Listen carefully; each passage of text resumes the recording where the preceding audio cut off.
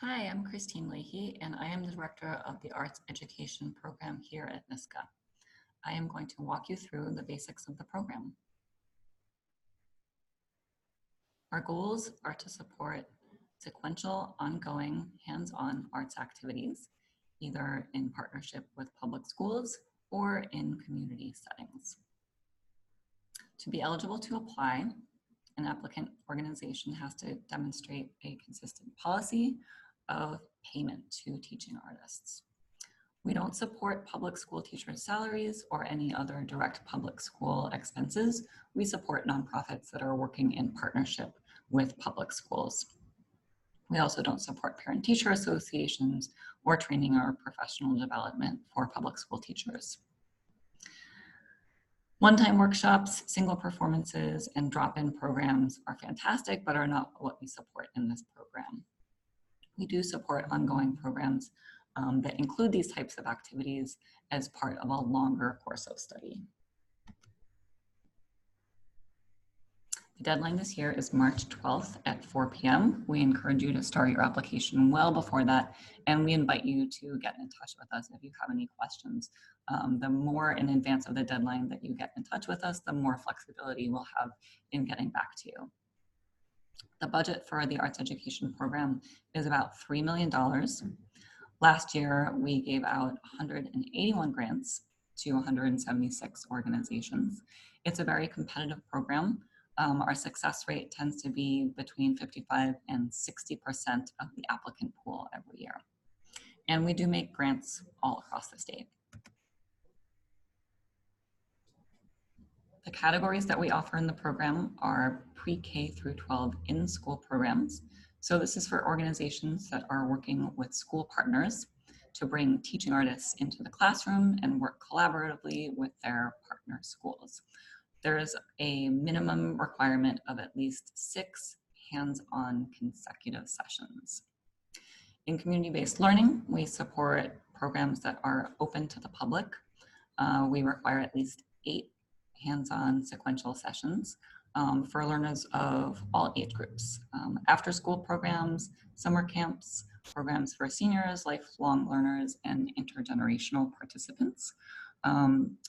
Please note that programs do have to be open to the public. So if it's an after-school program, it can't be serving only the children from one school. It has to be open to a wider community.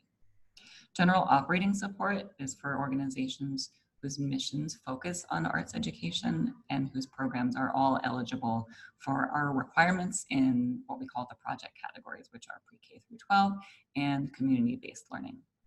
And then in services to the field, we support conferences and other professional development activities that support the arts education field within a particular region or across the state, and that benefit not just the audiences and staff members from one particular organization, but from the wider community. Regrants and partnerships is a category that is open by invitation only. A couple of tips for applying.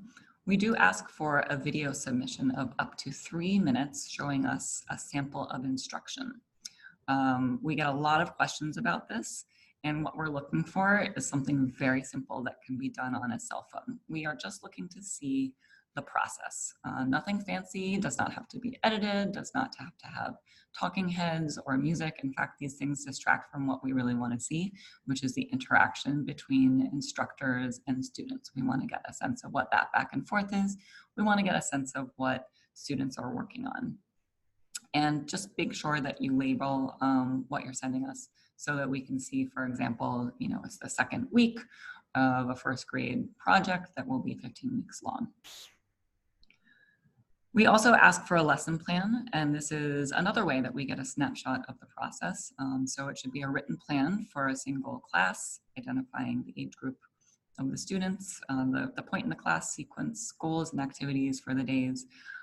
So not an overview of the entire course. Again, a snapshot that will give us a sense of the process for the program that you're seeking support for. If you're applying for a new program, for example, you're a dance organization and you've so far offered only ballet instruction and now you're going to offer a new jazz course, It's fine if it's not exactly, you know, if the lesson plan or the video don't apply exactly to what you're applying for, but just, you know, give a little bit of explanation so that we know how it relates. For example, you know, the same instructor will be offering the jazz workshop, or you know, whatever you can do to tie it into what you're asking for support for. Again, one-time or drop-in classes are not eligible for support. And we really want to underscore that we support programs that promote culturally responsive pedagogy, that use an asset-based approach to engaging with communities and students. And it's great to see organizations and programs that are looking to support learners of all different styles and abilities. A couple other frequently asked questions. Public schools cannot apply directly for funding. Again, our support can only go to nonprofit cultural organizations. The after school question, again, comes up a lot. If it's an extended day program, so taking place in after school hours, but classroom teachers are present, this is something that may be eligible for support in our pre-K through 12 program. If it's not an extended day, but it's a pure after school program taking place on school grounds, it is eligible for support if it's open to the wider community and not just the kids from one school. One exception to this is that in communities where there may be only one school in the town or the village, then of course they are still eligible. Applying to community-based learning for more than one program is fine. You know, you can bundle a couple of different projects into one. So for example, if you offer a program for seniors and a summer arts camp for kids, you can apply for both of them within one application. A couple of tips on working with the CFA application portal. Please remember that pre-qualification, which is through Grants Gateway, is still a requirement. Make sure your vault is up to date. We do have some great resources online, a PDF and as an interactive guide as well that can take you through the mechanics of the application system. Remember that there are no exceptions to the deadline and it is time sensitive, so it is 4 p.m.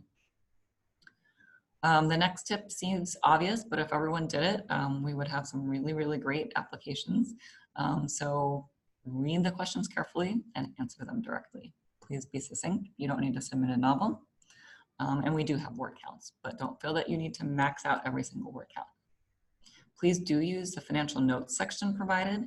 So explain what all the line items in your budget are, even if you think it's obvious. These questions come up a lot during panel meetings. So you can preempt those questions by just giving us extra information in those notes. And then remember, once you have answered all the narrative questions, you still need to upload the required support materials. And we do not accept hard copy of anything. Here's the contact information for the 2 staff members in the arts education program. Please feel free to reach out to us by phone or email. We will be happy to go through any questions you have or brainstorm with you. And again, the sooner that you can do that, the better, because it does get very busy as we approach the application deadline.